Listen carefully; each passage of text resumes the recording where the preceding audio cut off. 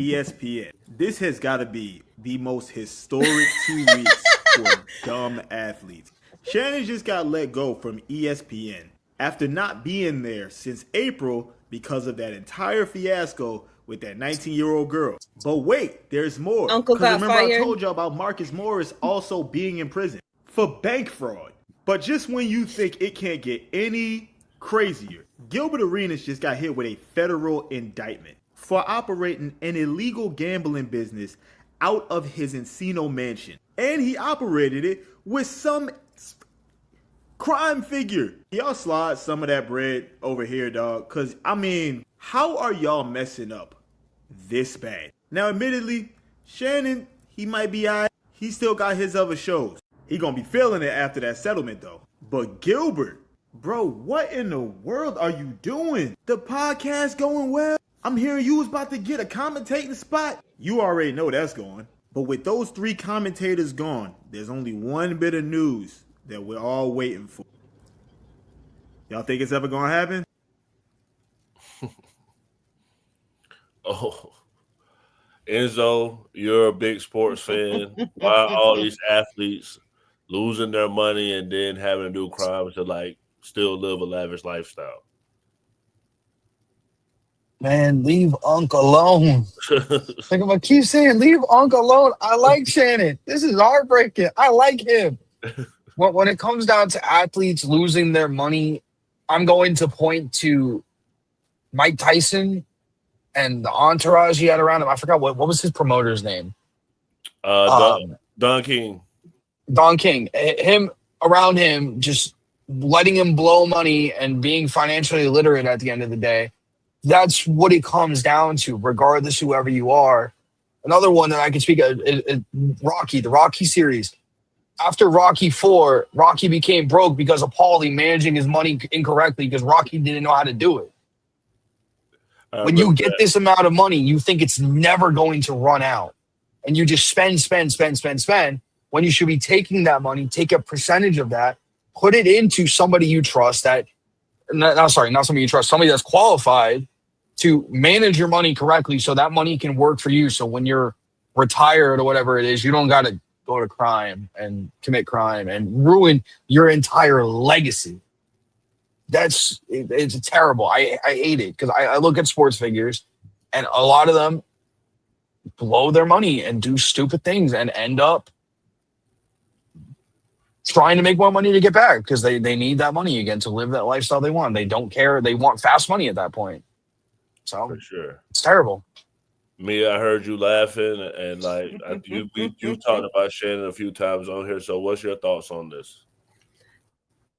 For me, this is Uncle's karma. This is the man that stood on 10 toes and said he was only going to give his daughter, his full-blooded daughter, $30,000 for her wedding, but retired a 20-year-old OF OF girl with like a $20 million settlement. That's what you get for being on demon time, dude. This man did not want to help his children. He always looked at them like they were out for money, even though like paying for college and like giving your children the positive leg up is what every parent should be doing. And instead of doing that, he just retired an OF girl. This is what he gets. This is what happens.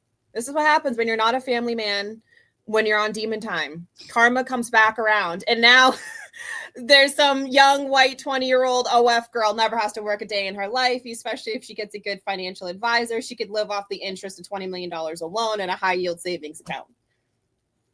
That's what he gets. This is his karma.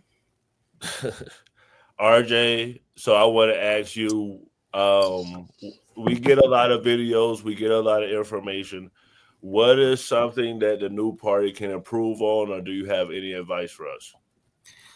Maybe my advice, or maybe you guys can improve on. Maybe talk about stuff from different cultures. Like guys can go. I know you guys talk about politics and sports. Maybe you guys can go into more culturally things. Like you can probably do a little review on people on travel vlogs, or maybe you can hear different opinions on whose culture has the best food or who has the best. I don't know. You know what I'm saying? But something like culturally speaking, because here, even on the panel, it's quite diverse. Even I'm Canadian. I'm the only Canadian here, and everyone's American. But even there, it's like everyone's diverse. So maybe talk about cultural stuff, like how do a Latino family operate in their household, or how an Italian operate in their household, something like that, you know? For sure. Well, I definitely appreciate you for coming. Enzo, what's your final thoughts? So final thoughts. This was a very, very good episode. A little bit different, a little bit of politics, a little bit of current events. Different from the main case. So I liked it. I think it's great. I like Gray. You're good. You're not the best host, but you're a pretty good host. We'll give you that. For sure. Like we keep talking about for the last 2 days with the mass shooting in New York. The narratives that their sides want to push need to stop at the end of the day, and we need to come together, because these issues that are happening, like I keep saying, these aren't red versus blue, black versus white, culture versus culture. No, this is a human issue at the end of the day. We need to help. We need to do better. Everybody needs to come together on these issues and not stop politicizing all of this. The same thing with the Sydney Sweeney shit. Stop politicizing the littlest things just to get an advantage or to say that something's going on. That's what I would wish for. That's what I would hope for at the end of the day. And that's what needs to be done. Yeah, that's really all I got for tonight. For sure. Mia, what's your final thoughts? My final thoughts would be, if you look for racism everywhere, you're going to find it everywhere. I feel like the best way to combat racism is to be positive, to change your mind frame, and allow more collaborative efforts from everybody. You can't keep looking for negativity and expect to see positivity. It doesn't work that way. So everybody should start changing their mind frame and their mindset to be more positive and to stop looking for negative things in every single space, because that's what you're going to find. It's going to consume you, and you're going to be miserable, like the person on the panel that dropped out. I'm just throwing that out there. You can't allow negativity to run your life. There are many beautiful things in the world if you need to step back and think about all the good things that's going on in your life. And I will land with that. For sure. If you're watching right now, hit that subscribe button and press that notification bell to know when we go live.